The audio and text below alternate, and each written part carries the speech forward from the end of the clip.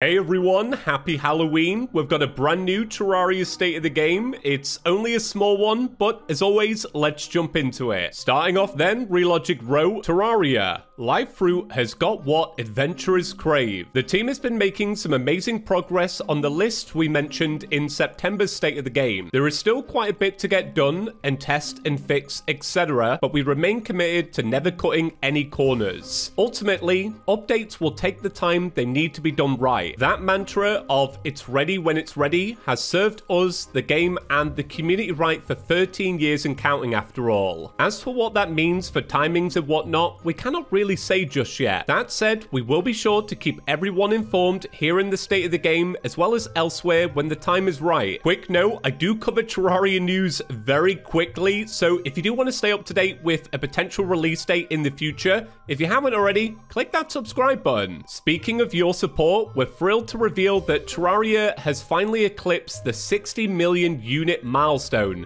60.7 million to be precise. Moving on then to this month's spoiler, we learned a while back that live fruit would be getting a new use in Terraria 1.4.5, and it turns out live fruit will be used to make a brand new potion called Jungle Juice. So Jungle Juice is a new healing potion that sits between greater healing potions and super healing potions. Instead of 150 or 200, these heal for 180, and I think they're going to be pretty popular. Me personally, I do try and make super healing potions before I fight the Moon Lord, but because they're crafted with fragments, I do often forget, so I can totally imagine a future where I make Jungle Juice instead, because everyone's got live fruit kicking about. Moving on to console and mobile, DR Studios, Rome. The console/mobile team has once again had a productive month. We've been adding the 1.4.5 update content in parallel with PC, further refining the control button changes we mentioned last time,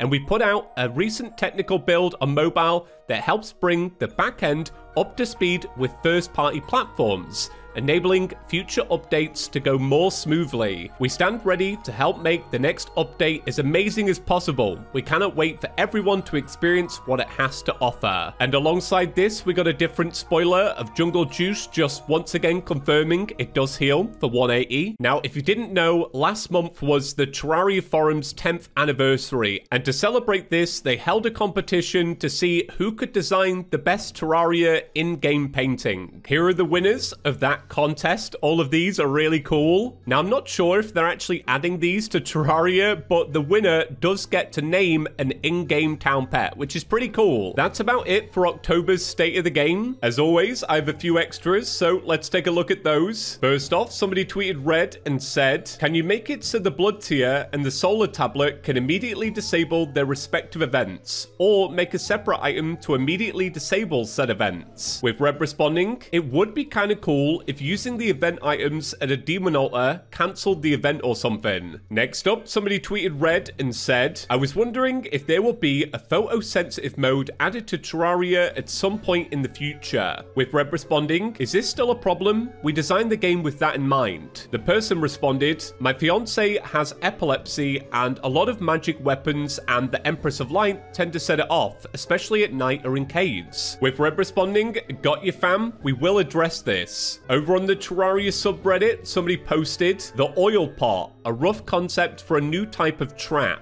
I'll leave a link to this in the description if you want to see the full post, but essentially this would be a placeable pot that when struck would then burst out into a bunch of flames. Red actually responded to this saying that it's devilishly genius. Now that doesn't mean it's making its way into the update, but remember, bouncy boulders also started as a concept on Reddit, so it is possible. On Twitter, Red posted, "Hey Slipknot, you guys slayed it tonight," and alongside the tweet is actually an image of Red playing old school RuneScape instead. Now, RuneScape did respond and ask for Red's level, and Red responded, "I'm just saying, if Add Terrorblade or something shows up in one of your polls someday, I'm good with it. I used to play so much RuneScape back in 2006, so the idea of an old school RuneScape/Terraria crossover would genuinely be incredible." Earlier in the month, Red tweeted, "Here is a work in progress effect Eraser has been working on for Paladin Shield. Should be finishing this up today. I'll be fully honest, I don't know what it looked like before because I've never used a Paladin Shield because I play single player, so you lot will have to let me know what's new in this." And finally, for the 10th anniversary of the Terraria forums, Relogic hid another spoiler. I missed this in the last news video, but it was actually found in the very first post on the Terraria forums, and here it is. This is the spoiler. To break it down then, this is a change to the reforge system that will prevent you from skipping over incredible reforges. I think every Terraria player has done this at some point. You want the best reforge, so you keep spamming the button, and then you skip over the one you wanted.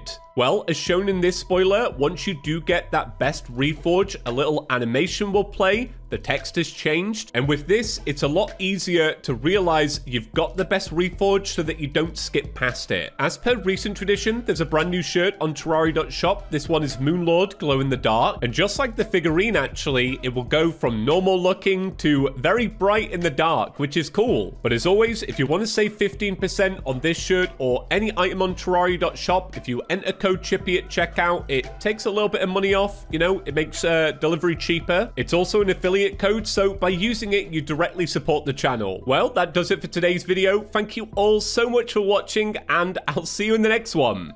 Peace.